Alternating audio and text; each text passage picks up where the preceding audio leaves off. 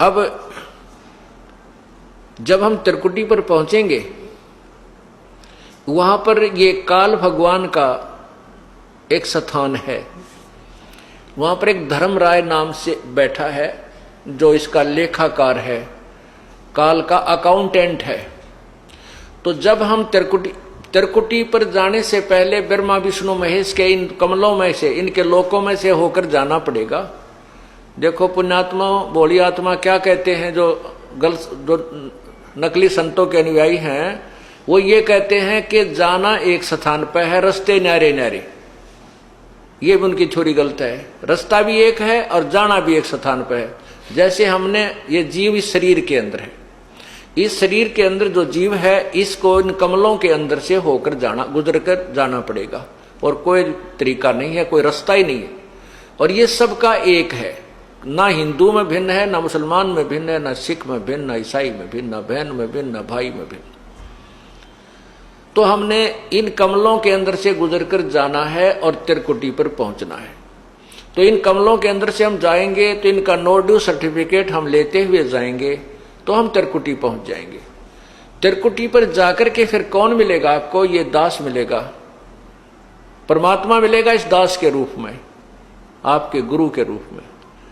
और वहां फिर आपका हिसाब कराएगा इस काल से। नहीं वो डांडी मार जाएगा, वहां पर डांडी मतलब हेरा फेरी नहीं करेगा। वहां क्या लालच लोभ दिखाए जाएंगे? जो आपने कर्जा उतार दिया ब्रह्मा विष्णु महेश का, यह मंत्र जाप करके, जो आपको प्रथम मंत्र दिया जाता है, उसके बाद भी आपका ढेर सारा धन बच जाएगा, इतना बहुत गणा धन का मतलब ये कमाई बच जाएगी। वहां आपको लालच दिया जाएगा कि देख आपकी इतनी कमाई है, इतने वर्ष तक ब्रह्मा के लोक में ऐसे ठाठ करेगा, वहां ऐसा महादेव बनेगा, वहां पर इंद्र बन जाएगा, ऐसे ठाठ करेगा। ये फिर वो दूसरा मंत्र आपका है विष्णु जी का, जो हम देते हैं, उसके कहते इस मंत्र की इतनी कमाई तेरी और बच रही है, इस विष्णु के लोक में तू ऐसे ठाठ करेगा, वहां बड़ा स्वर्ग बना हुआ है। फिर शिव जी का मंत्र है, दुर्गा का भी मंत्र है, यानी इतनी कमाई आपकी बनी बच रही होगी। और वहां पर फिर आपको ट्रेलर दिखाए जाएंगे, जैसे ग्राहक होते हैं ना, फंसाने के लिए नारे नारे अपने दिखाते हैं वो बिजनेसमैन दुकानदार, तो वो ट्रेलर दिखाए जाते हैं। देख उस लोक में कैसे नाच गाने हो रहे हैं, ऐसे ऐसे तेरा दे ऐसा रेस्ट हाउस है, ऐसा कमरा मिलेगा तुझे, वहां पर इतने डांस होंगे, ऐसे होंगे, ये ठाठ होंगे। तो ये मन तो वहां भी साथ ही होगा, मन तो वही है। तो वहां ये मन फिर आपके साथ आड़ कर जाएगा, न सोचेगा थोड़े दिन घूमे हुआ फिर चल पड़ा, जब यह कमाई है मेरी शेष है, इसने खा पी लो इतने, या वो आगे चलने वाली रखी है जाती वह खर्च हो को नहीं। तो ये भी डंडी मारेगा अपने साथ में, आपके साथ। अगर परमात्मा यानी गुरुदेव रूप में प्रभु नहीं होंगे तो वहां भी आपके साथ गड़बड़ हो जाएगी। तो वो गड़बड़ उनके साथ होती है जो गुरु से थोड़ा बहुत विमुख हो जाते हैं, श्रद्धा पूरी रहती नहीं, और लेकिन गुरुद्रोही ना होते, उनके साथ ये डंडी ये गड़बड़ हो जाती है।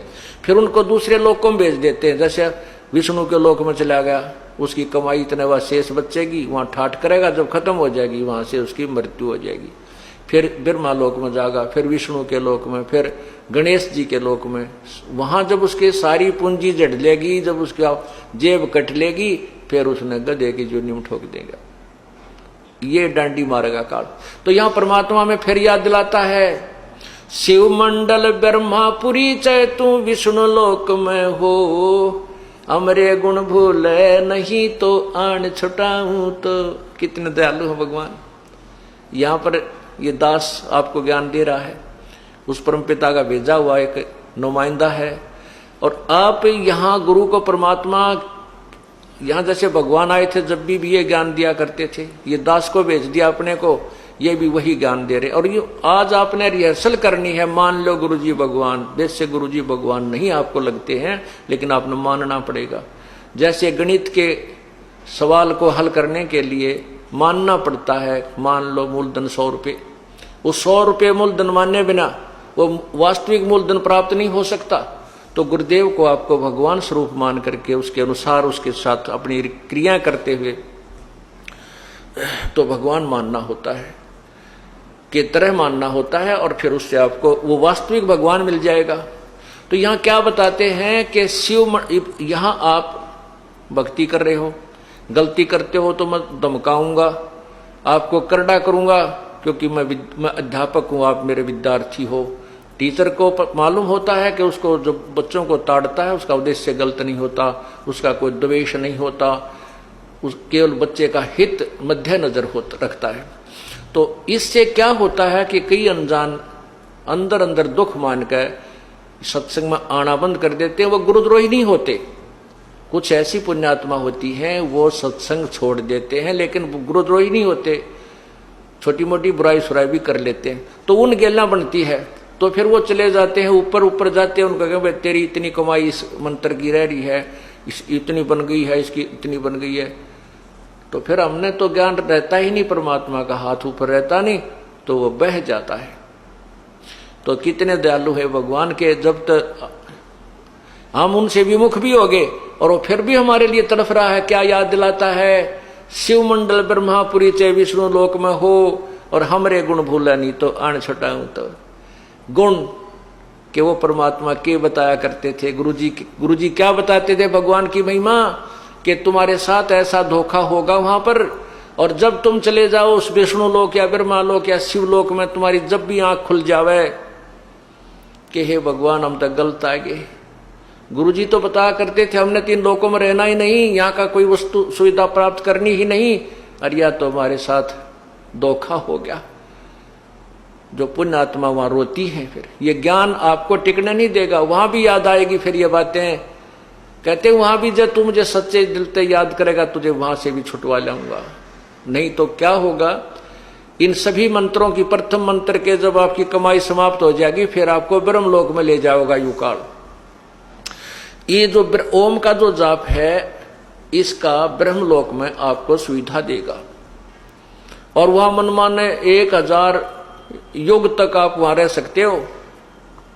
इस ओम नाम की जो विधि हमने बताई, इसकी इतनी जबरदस्त कमाई आपकी बन जाएगी। उसके बाद आपको सतनाम प्राप्त हुआ है, जिसको सारनाम भी नहीं हुआ है, और वो विमुख हो गया है। उसके साथ फिर यह बनेगी, तो उसके फिर ये दूसरा मंत्र का ओम नाम की कमाई तो ये वहां खराब करवा देगा ब्रह्मलोक में। फिर जो दूसरा मंत्र तत्व मंत्र है, इसने एक और कमाल कर रखा है कि ब्रह्मलोक में नकली सतलोक, झूठा नकली अलखलोक, अगमलोक और अनामी लोक की रचना करवा रखी है। उस दूसरे मंत्र यानी तत्व मंत्र का जो जाप है, उसकी कमाई को ये वहां खत्म करवा देता है बैठाकर। और जो कहते हैं हम सतलोक में आ गए, ये नकली संत बतावे हैं, बोला फिर सतलोक है, उस तो ऊपर बोला साडा लोक है थरा के बोलियो। तो वो जो झूठे लोक बना रखे ब्रह्मलोक में, काल ने इस माया से झूठी कंस्ट्रक्शन करवा रखी है, रचना करवा रखी है, तो उसको वहां खत्म करवा देते हैं। उसके बाद 84 लाख योनियों में ये डाल दिया जाता है। अब बात आ गई जिसको तीनों नाम मिल गए और जो गुरुद्रोही नहीं हुआ, गुरु विमुख हो गया। विमुख नहीं हुआ यानी उसने भक्ति छोड़ दी, आना कानी सी करने लग गया, थोड़े जाप करे है, कभी सत्संग में आ गया, कभी नहीं आया, और सार नाम तक उसको प्राप्त हो चुका है। उसके साथ क्या होगा, पार नहीं होगा वो। यहां परमात्मा का एक और लोक है, परमात्मा का एक मिनी सतलोक है। उस लोक में प्रभु अपने ही कबीर रूप में वहां रहता है, और वहां पर उन आत्माओं को रख लिया जाता है, इतना दयालु है। और जब कभी भक्ति युग आता है, उस समय उनको इस पृथ्वी पर जन्म देता है। यानी पहले कभी किसी युग में आपको प्राप्त हुआ होगा, तो उनमें से कुछ पुण्यात्माएं आकर के परमात्मा ने 600 वर्ष पहले फिर उनको जमीन पर पटका, आकर के अपना पूरा उनको ज्ञान दिया, उनकी भक्ति बनवाई, और फिर दोबारा मनुष्य शरीर में प्रारंभ कर दिया। तो वही व्यक्ति अब जन्म पाते पाते अब यहां आ चुके हैं, इस अब भक्ति काल आ गया है।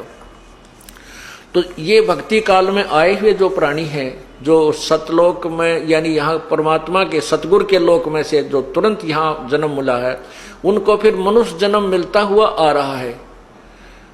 जैसे वो 64 लाख परमात्मा के शिष्य हुए थे आज तक 600 साल पहले, 550 वर्ष पूर्व। तो उनको उस समय परमात्मा ने एक परीक्षा ली थी, वो सब रिजेक्ट हो गए थे।